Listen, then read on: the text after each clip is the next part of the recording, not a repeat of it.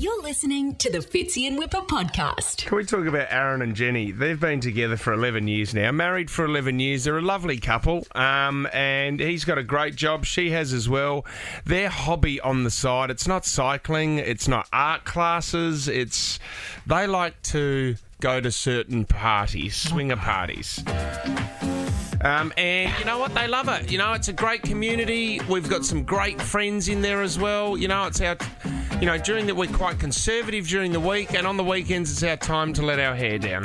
I just don't get it. I don't know how you could leave together after going to one of these parties and go, how was your night, honey? Yeah, really good. You know Barry, who turned up tonight? He was so good in bed. Well, they've got... Do you know what? They travel... Their other love is travelling. And they've been travelling around the world, and they've revealed in an interview the signs that you can pick up to find out if another couple who is travelling as well is into the same things as you are. Interesting. Do you guys like pineapples? Love pineapple. Oh, well, you are giving off some big vibes. No. No, seriously. If you put now it's got to be upside down. If you go to a supermarket, Yep. you put a pineapple upside down in your trolley, that means you are Ready to swing. You are walking around the supermarket looking for someone else to swing I'm with. going to try it. I thought you meant into it in sort of in the bedroom. No, I'm like, no. You couldn't think of a worse fruit to bring into the bed. No. That's really going to hurt. Whoa. No, the other one as well is wearing, you know, you could have a pineapple necklace.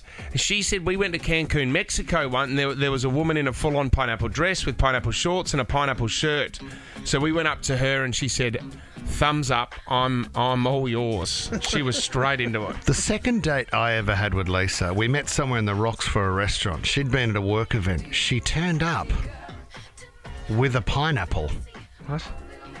Literally carrying a pineapple. That was she was throwing it out there. I had no idea that she was ready to rumble. It's just saying to any other man in the area, anyone else. Here it is. She had it strapped to her head. They've also said that there's some architecture. If you go past houses, if you see any houses with white landscaping rocks, that means they're into it. Oh, God.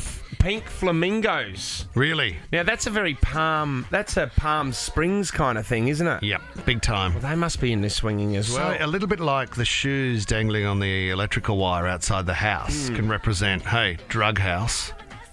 Now I'm starting to realise, I'm thinking, who does white stone around our place? I might go and knock on the door this afternoon with a pineapple in my hand. I don't know about this one. They say that garden gnomes as well out the front of houses, they might be up for it. I thought that was an elderly thing. Garden gnomes? gnomes? If you're knocking on a door going, geez, you've got 80 garden gnomes out the front, you're obviously up for a big weekend. Man. And they're not into it. You could be in a bit of trouble. But the Bunnings gnome section is quite extensive. So if you were just hanging out there, Well, maybe with a sausage in your hand. knock-off time at Bunnings is You know what I mean? Wild. Poor little Leno, who used to work on this show, was mistaken for a garden gnome quite often. He could be quite busy and we've got no idea. He's tiny. The rumour's a 5-pointed star out the front of your house. It says if you've just got a 5-pointed star just hanging from your front door out the front of your house, that's a number symbol. That's another symbol that you might be a potential lover. Can I just say, Knocking on your door. if you've got all these things in your front yard, you got the white, you got the flamingo, you got the garden gnomes, you got the star, you're just looking like a weirdo anyway. Well, this is the so I thing. think you'd be open to it because you're really unsettled in your life, no matter what. Brian in Campbelltown. Have you ever been approached before, Brian?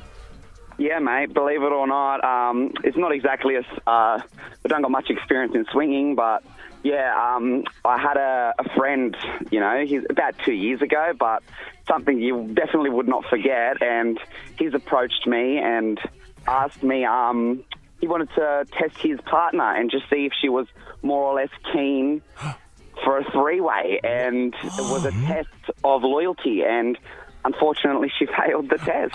What, she was open to it, Brian? She was completely open to it, and it wasn't like there was no hesitation, more or less. And very well, straight after that, it was cut and dry. Like that night, he sent her home and wanted nothing to do with her. Right. Were you a part of the setup, Brian? Well, I was in with my mate. He told me, oh, look, I'm going to test her. And he's like, I want to date her, but if she fails, unfortunately, she's not girlfriend material. And we went the whole 9 miles, I'd like to say. Oh, my Well, so you hooked up with her, Brian? Yeah, and he was right there. So it was like, I'd like to say it was pretty strange, but at the same time, it is what it is. It was awesome, was it, Brian? test. I mean, Brian, it was just a setup. You didn't have to go all the way, I suppose. So, Brian, was he in the room? Yes, he was in the room. Right, and It was, you and his girlfriend were just... That is just... going at it. That is so weird. It's a bit far, but like I said, it was all consensual and it was on offer, so I was just the guinea pig and... Yeah, but didn't you fail the test? You would have failed the test as well, Brian, because you went through with it. Yeah, well, I'm still his mate, So you're waiting for him to get a new girlfriend. Hey, Brian, do you know what? I've never understood in these situations, because I have had these stories before. What's he actually doing, if you can tell us, while you're there, unless it's disgusting? Is he just sitting in the corner of the room? Look, no, definitely not. It was all participation, but there was I don't want to know. I don't know if I could divulge far, but No, Brian, If in exactly, doubt, yeah. If in doubt, Brian. Exactly, it was all participation. It was definitely there was no one unactive in the yeah. So like I said, but afterwards, he was just like everything was you could feel the tension in the air, and after that, he was like, "I'm going to walk her home," and after that, like I never heard from her again. So yeah. So what it's... God. That was the first time you met Tommy's sister. Oh, all right, mate. You're better than that, Yeah, Whipper. you are better than that, Whipper. Come on, mate. Lift, Whip. Been a big You don't need day to do for that, the Whip. old whip, hasn't it? Come on, mate. That's enough coffee. You're listening to the Fitzy and Whipper podcast.